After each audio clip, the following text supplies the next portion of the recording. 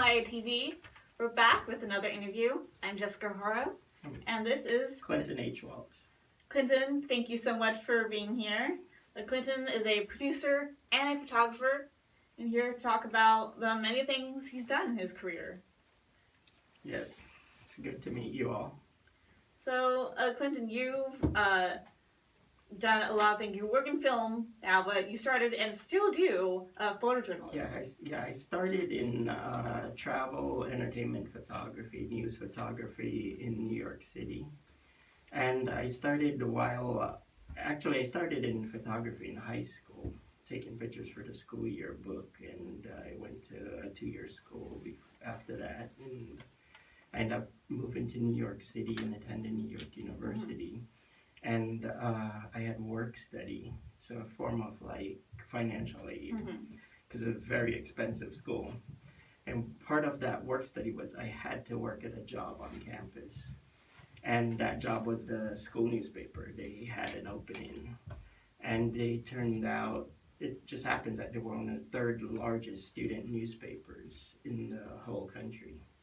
And so they needed staff photographers and people they wanted to train to get news journalism experience. And that's how I ended up getting into news photography and journalism and stuff. And with that, you got to photograph a lot of big people. Yeah, on campus, we had the New York University's film school, we had the communication school, we had the business school, the law school, and they all had events, like, combined all of them. And our newspaper was in charge of covering the entire campus of everything. So I got to photograph like every major celebrity that came on campus. There was musicians, concerts, and at the time it was all like 10 photographers. And because I was the new person, I would get the worst stuff. Mm-hmm. I didn't get the like good concerts. Mm-hmm. So I got the lectures, the politicians, and one politician, they came on campus, the assignment editor, she was like, we need someone to cover a politician today, and no one wanted to do it. So I got that assignment. I thought that was me getting another worse assignment, and it was Hillary Clinton. Mm-hmm. She was on campus that day, and I was the only one that was assigned to her. And the pictures got published outside of our campus, not just in the school. This was like while she was first lady. Yeah, when right? she was first lady. This was in the early 90s, like early 90s. And she was also a lawyer, which, I mean, back then I was a college student. I didn't know this stuff. And so she was a lawyer, and she was coming to the campus to speak to all the law students. And before they announced when I got picked who it was, they needed my ID, my driver's license, my social security number. And I was like, what is it? Why did you? So, I mean, I did. And so when I went to the assignment with the writer, we were like in a room with Hillary Clinton. So I ended up spending like 3 hours with her. We got like hundreds of pictures. And they got, like I said, they got published front page in our school campus newspaper, which was the third largest one. They went everywhere, so everyone knew me from the pictures. All my professors, everyone. And the pictures went outside of the campus. They got requested by the wire services, like the news wire services. And one of them got requested by a photo agency, which turns out to be one of the largest photo agencies in the world.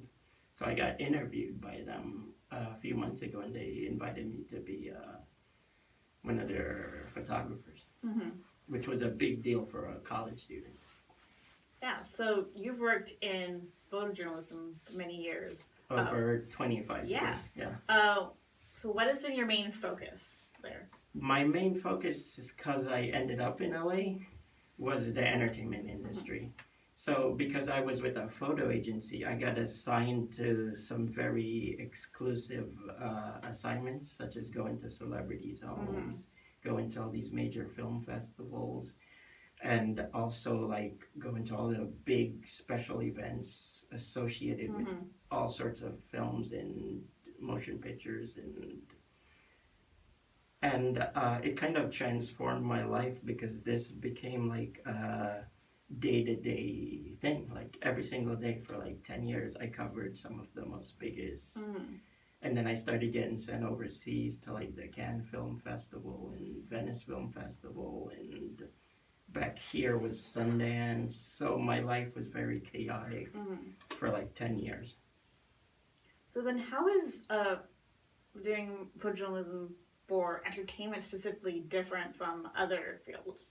It's different because the entertainment industry, everything's curated, everything is orchestrated, everything is planned by a publicist or some kind of like handler.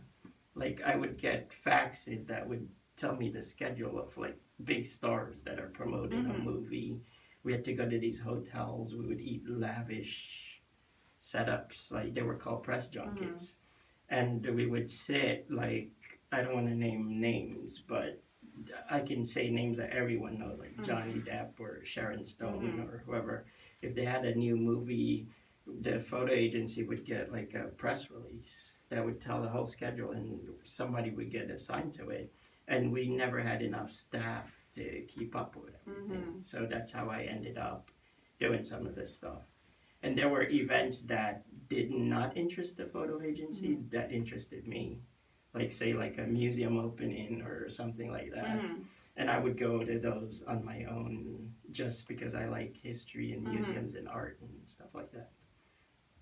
And then also while you were doing all this, you were also like still continuing your education and learning more about like film. Yeah, I studied film.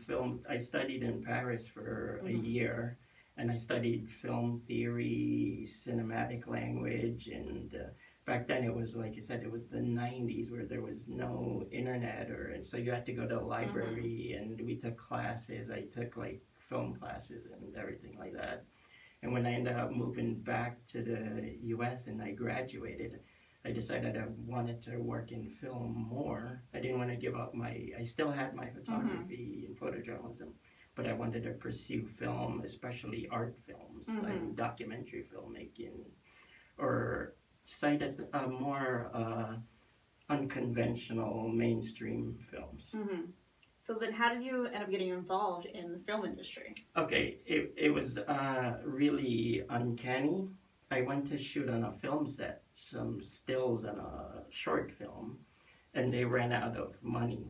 They're like, during the break when you're having lunch, they're like, we don't know. Because I was supposed to be hired to be their still photographers.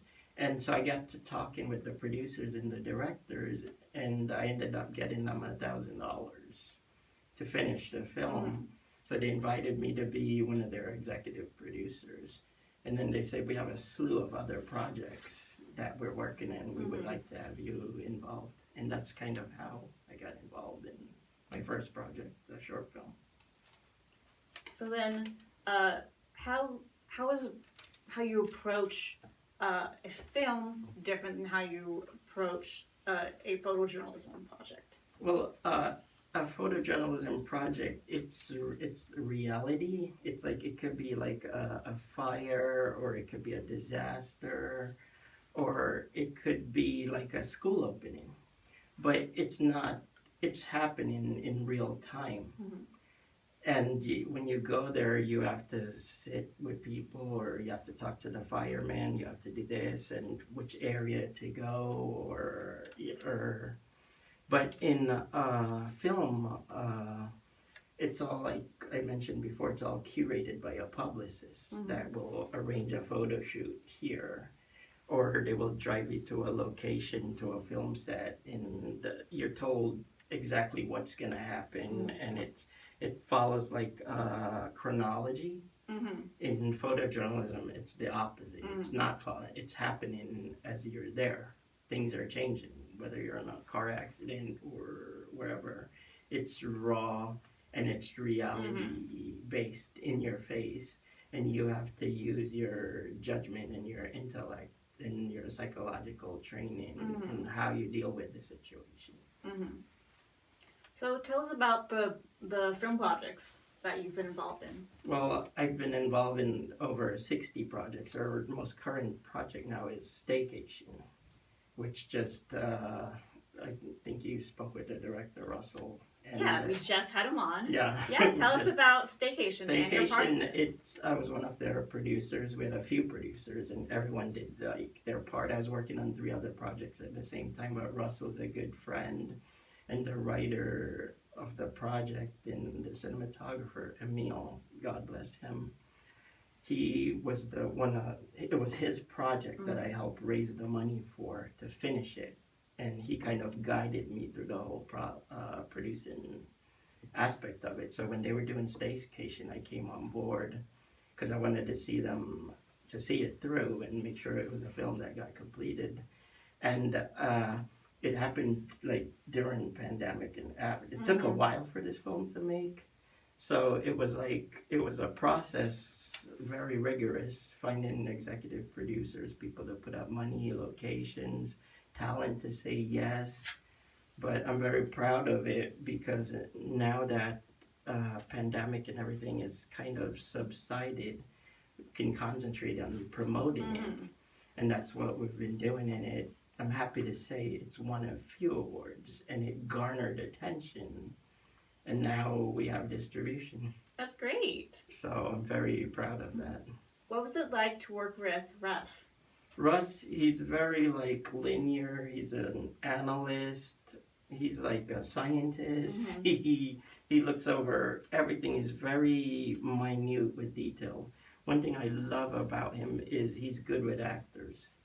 He knows how to make an actor feel comfortable. He knows how to translate what he wants. And on Staycation, we had some pretty legendary people. We had a whole slew. And Russell just handled it like with finesse. So what other projects have you been involved in? We finished a documentary in Jamaica about ethnic Jamaicans that came from Germany during the 18th century. And they lived in a small village. And we went there. My mom is ethnic Jamaican. And we interviewed the descendants, and we did it all ourselves. It was like completely grassroots project. And we completed the film, and it was very successful, and it's screened at over 200 universities all over the world. So was this It's called Germantown. Germantown. Yeah. Yeah, and that's available on YouTube now, right? Yes, it's on YouTube now. Great. We decided to put it out for free because we wanted to educate people about the matter. And it was basically a passion project for me and the director and a couple other partners because we had some kind of connection to the story. But no one really knew. And after we did the story, then came the Wikipedia page and it garnered a lot of interest from people who absolutely knew nothing about the subject. So that's a documentary, a very personal project. Yes. And then you have stuff like Staycation, which is a feature film. And fictional. Staycation is now, it's exceeded our expectations. So that brings like smiles. And the newest project I have now is a docuseries about a struggling musician. Oh. It's a 10-episode docuseries called All For Now, where for the past 2 years I followed around a musician from Hollywood to the rural South in Alabama as he pursues his music career. Whilst moving back, he moved to the South, to Alabama, Birmingham, to be with his wife and family, but still writes music in his living room. So I chronicled the whole experience for the past year and a half. And we had a limited screening a few months ago, and it won like a major award for the music. It's great. So that's another project. We haven't started promoting it, but we're very excited. Did your background in photojournalism and entertainment help on this project? Yes, it all came together because we were dealing with a lot of different people from like different towns and the mayor of the town and and when you go to the South, if you're not from there, you're considered an outsider, and people have to get used to you before they warm up. They see cameras and stuff come in. It's like, but after a while, they warm up to you and they see that you're doing something positive, and everyone comes on board to help you. Now, you've done a lot of very different projects, Yes. from feature films, documentaries. What do you look for when you're looking for a new project? What grabs you? I look for a storyline. Will the storyline relate with a general audience? Will it be interesting to an audience? It can't just, I could like something, but the minute I take it to an audience, I have to make it that it's a universal story that will have some kind of educational benefits for its viewers. Now, on top of producing films, you're also now working with film festivals. Yes, I was one of the co-founders of the Louisiana International Film Festival, a few partners and that's been running for the past 10 years. And right before, during pandemic, we went online and we took a break. But from around 2009 to 2019, we did it in Baton Rouge, Louisiana, and we had some of the biggest stars that came on board and supported it and everything. It was very successful. Now, you've covered festivals as a photographer. Yes. What was it like working on the other side of this? It's I don't want to say it's different, but you have inside information. Some of the people you know, some of the publicists involved, you know them. Some of the movie studios, you know them. So it was very easy to call up and said, hey, we'd like to request this client to come to your festivals and talk to the publicist. We knew who the publicist was. So we were able to get some very big stars that came to the festival and supported it, and musicians also. And Louisiana is a beautiful state, and the people are amazing. So I was happy that it was there. Now, what kind of films does this festival focus on? Louisiana Film Festival is basically all mainstream films, because we were getting films directly from the movie studios.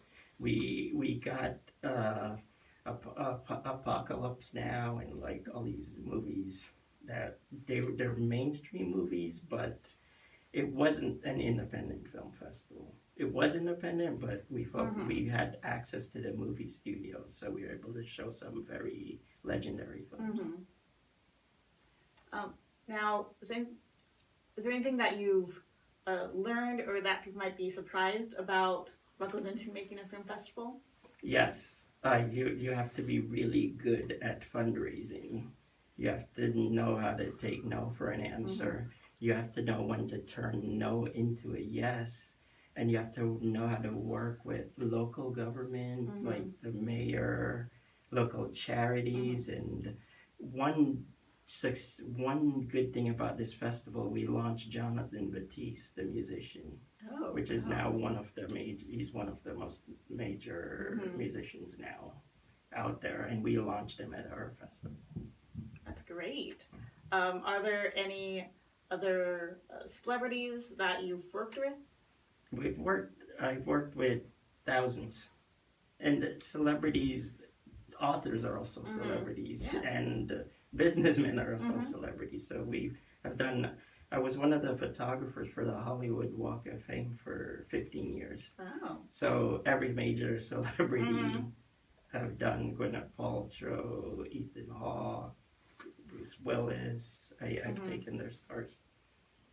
Now, do you have any advice for people who want to get into film, or who want to work on film festivals, or who want to get into photojournalism? The main thing is like persistence and educate yourself about people, educate yourself about the aspect of the film industry that you want to go into, because everyone sees the glamour side of the film industry, but there's many different aspects and there's many different ways that you can enter this business and work your way up through the system until you find your slot where you think you've gotten the required experience and put the time, because there's no shortcut.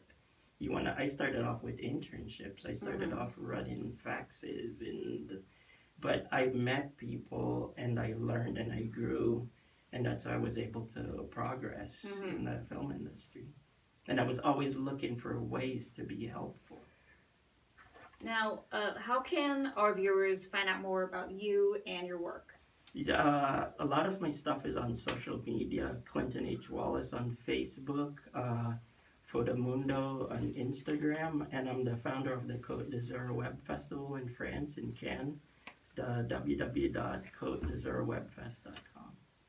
Oh, so what does that festival focus on? The Côte d'Azur Web Fest, it focuses on new media content, short films, web series, and during Cannes we do screenings and we showcase a slew of films from young filmmakers, from students, from up-and-coming filmmakers, and we concentrate on new media. Some films are shot on the cell phone, some are shot on the iPad, but they're really good stories, and we thought they deserve to be seen and told. So that gives us the opportunity to do that. Côte d'Azur Web Fest. Oh, if you're a filmmaker, please check out his festivals and check out his work. And thank you so much for watching. And Thank you. stay tuned. We have another interview coming up. Thank you. Bye.